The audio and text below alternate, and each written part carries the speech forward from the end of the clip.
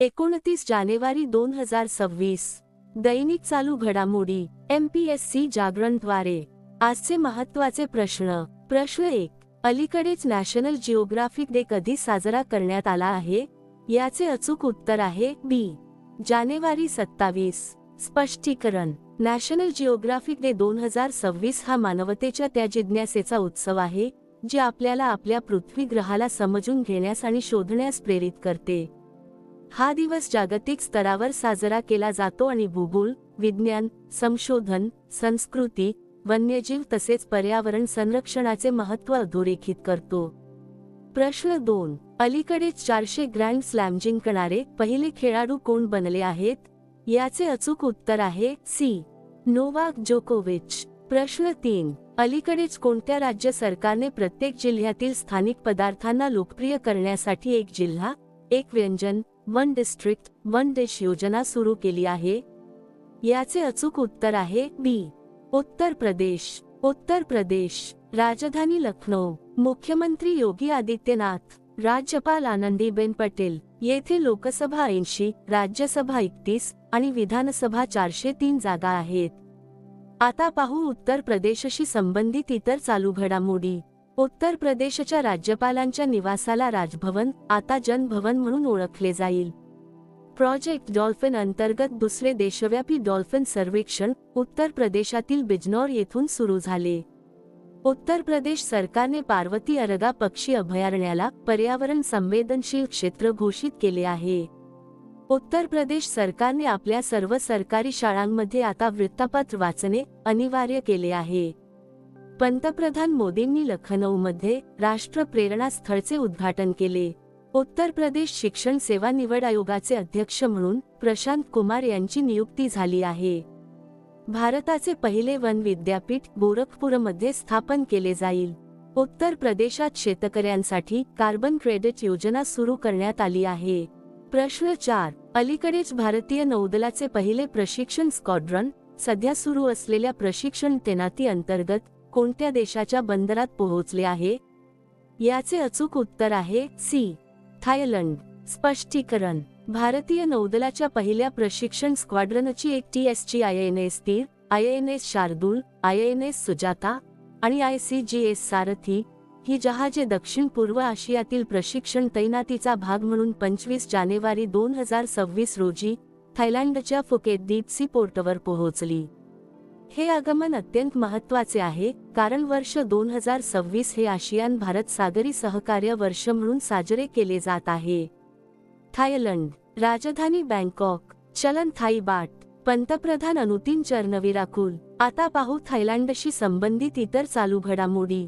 द्वितीय आशियाई घोडेस्वारी चॅम्पियनशिप 2025 चे आयोजन थायलंडमध्ये करण्यात आले. 33वे दक्षिण पूर्व आशियाई खेळ थायलंडमध्ये पार पडले. मोन्था चक्रीवादळाचे नाव थायलंडने दिले होते. थायलंडच्या राजमाता सिरिकित यांचे वयाच्या 93व्या वर्षी निधन झाले. वार्षिक संयुक्त सराव एक्सायाम भारत 2025 8 ते सप्टेंबर 11 दरम्यान थायलंडमध्ये आयोजित करण्यात आला होता. भारत आणि थायलंड दरम्यानचा संयुक्त लष्करी सराव मैत्री 2025 मेघालयात पार पडला.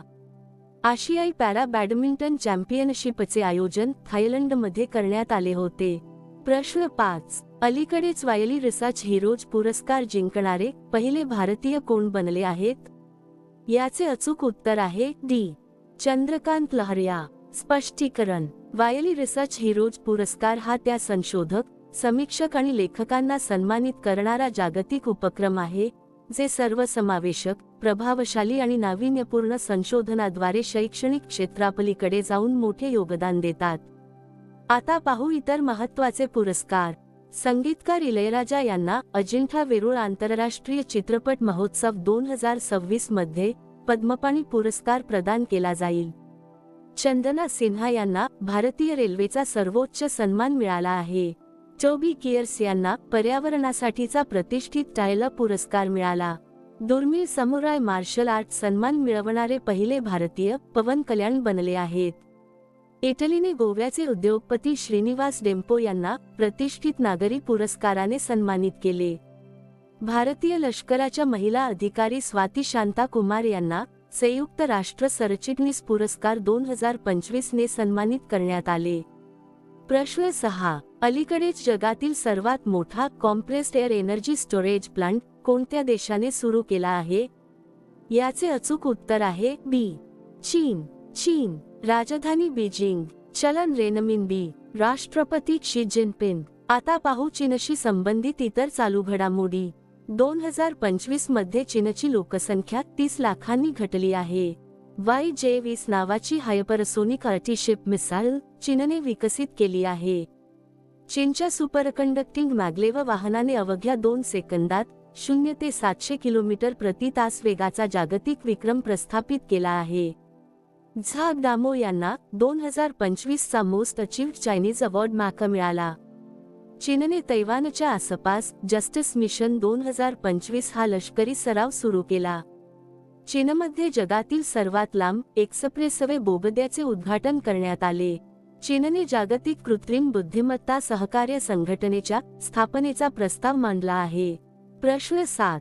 अलीकडेच भारताने गल्फूड 2026 मध्ये भागीदार देश म्हणून ऐतिहासिक सुरुवात कोठे केली आहे? याचे अचूक उत्तर आहे सी. दुबई. प्रश्न 8. अलीकडेच युरोपमधून आयात होणाऱ्या कारवरील सीमाशुल्क किती टक्क्यांपर्यंत कमी होईल? याचे अचूक उत्तर आहे ए. 15%. स्पष्टीकरण. भारत युरोपियन युनियनकडून आयात केल्या जाणाऱ्या कारवरील शुल्क सध्याच्या 110%वरून 10%पर्यंत कमी करण्याची योजना आखत आहे. हे पाऊल भारत मुक्त व्यापार कराराला अंतिम रूप देण्याच्या दृष्टीने एक अत्यंत महत्त्वाचे पाऊल मानले जात आहे. प्रश्न 9. अलीकडेच मार्क टली यांचे निधन झाले आहे, ते कोण होते? याचे अचूक उत्तर आहे बी. पत्रकार. स्पष्टीकरण. प्रसिद्ध पत्रकार, BBC नवी दिल्ली ब्युरोचे माजी प्रमुख आणि भारतावर अनेक गाजलेली पुस्तके लिहिणारे लेखक मार्क टली यांच्या निधनाने दक्षिण आशियातील परदेशी पत्रकारितेच्या एका युगाचा अंत झाला आहे. प्रश्न 10. अलीकडेच इंडोनेशियाच्या कोणत्या मुख्य बेटावर मोठी भूस्खलन दुर्घटना झाली आहे? याचे अचूक उत्तर आहे ए. जावा. स्पष्टीकरण. इंडोनेशियाचे मुख्य बेट असलेल्या जावामध्ये अलीकडेच मोठी भूस्खलन दुर्घटना झाली असून यामध्ये किमान 8 जणांचा मृत्यू झाला आहे. हे बेट ग्रेटर सुंदा द्वीपसमूहाचा भाग आहे, ज्यामध्ये सुमात्रा, बोर्निओ आणि सुलावेसी यांचाही समावेश होतो. प्रश्न 11. अलीकडेच कोणत्या राज्याने समान नागरी संहिता सुधारणा अध्यादेश 2026 लागू केला आहे? याचे अचूक उत्तर आहे सी. उत्तराखंड. उत्तराखंड. राजधानी डेहराडून. मुख्यमंत्री पुष्कर सिंह धामी. राज्यपाल गुरमीत सिंह. येथे लोकसभा 5, राज्यसभा 3 आणि विधानसभा 70 जागा आहेत. आता पाहू उत्तराखंडशी संबंधित इतर चालू घडामोडी. 47व्या अखिल भारतीय जनसंपर्क परिषदेचे आयोजन उत्तराखंडमध्ये करण्यात आले. उत्तराखंड सरकारने डिसेंबर 2025 पासून राज्यात प्रवेश करणाऱ्या सर्व वाहनांवर ग्रीन टॅक्स लावण्याची घोषणा केली आहे. उत्तराखंड सरकारने UCC अंतर्गत विवाह नोंदणीचे नियम सोपे केले आहेत. उत्तराखंड मदरसा बोर्ड बरखास्त करणारे देशातील पहिले राज्य बनले आहे. उत्तराखंडला पहिली एनव्हिडिया संचलित AI-HPC सुविधा मिळाली आहे. उत्तराखंड मंत्रिमंडळाने धार्मिक स्वातंत्र्य सुधारणा विधेयक 2025 मंजुरी दिली आहे. प्रश्न 12. अलीकडेच WPL मध्ये शतक झळकावणारी पहिली खेळाडू कोण बनली आहे? याचे अचूक उत्तर आहे बी. Nat Sciver Brunt. स्पष्टीकरण. नेट सायवर ब्रंट हिने WPL 2026 मध्ये इतिहास घडवत महिला प्रीमियर लीगच्या इतिहासातील पहिली शतकी खेळी साकारली. तिने मुंबई इंडियन्सकडून खेळताना रॉयल चॅलेंजर्स बेंगळुरू विरुद्ध वडोदरा येथे हा पराक्रम केला. आता मागील व्हिडिओमधील प्रश्न. अलीकडेच 25 जानेवारी 2026 रोजी कोणत्या राज्याचा 56वा स्थापना दिवस साजरा करण्यात आला? याचे अचूक उत्तर आहे डी. हिमाचल प्रदेश. आता पाहू अतिशय महत्त्वाचे उजळणी प्रश्न. केरळमधील अर्लाम वन्यजीव अभयारण्याचे नाव बदलून अर्लाम फुलपाखरू अभयारण्य करण्यात आले आहे. ओडिशा सरकारने गुटखा, पान मसाला आणि तंबाखूजन्य पदार्थाच्या विक्रीवर पूर्णपणे बंदी घातली आहे. राजस्थानच्या नागौरी अश्वगंधाला GI टॅग मिळाला आहे. ओडिशाने आमे पडिबा आमा भसारे ही योजना सुरू केली आहे. भारत आपली पहिली क्रॉनिक किडनी डिसीज रुग्ण नोंदणी ओडिशामध्ये सुरू करणार आहे. वर्ष 2026 मध्ये एतिहाद एअरवेजला जगातील सर्वात सुरक्षित एअरलाइन म्हणून घोषित करण्यात आले आहे. भारताचे 92वे बुद्धिबळ ग्रँडमास्टर आर्यन वार्ष्णेय बनले आहेत. ऑस्ट्रेलियातील फिंके नदीला जगातील सर्वात जुनी वाहती नदी म्हणून मान्यता मिळाली आहे. अपार रेड कार्ड तयार करण्यात छत्तीसगड राज्य देशात आघाडीवर राहिले आहे. वैयक्तिक इलेक्ट्रिक वाहने स्वीकारण्यात केरळ राज्य देशात प्रथम क्रमांकावर आहे.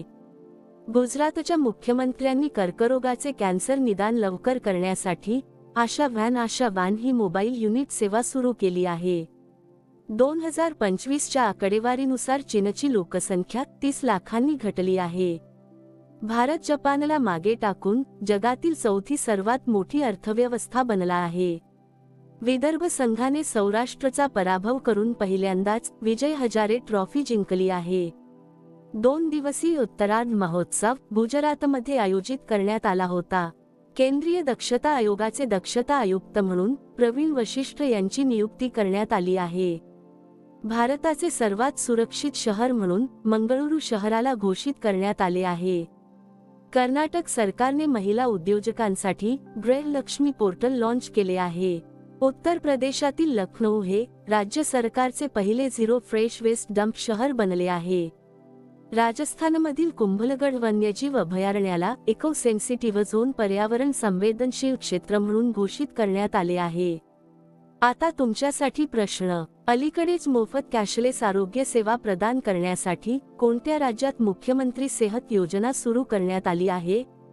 दिलेल्या पर्यायातून याचे अचूक उत्तर कमेंट बॉक्समध्ये नक्की द्या. उद्या पुन्हा भेटू पुढील भागात. धन्यवाद.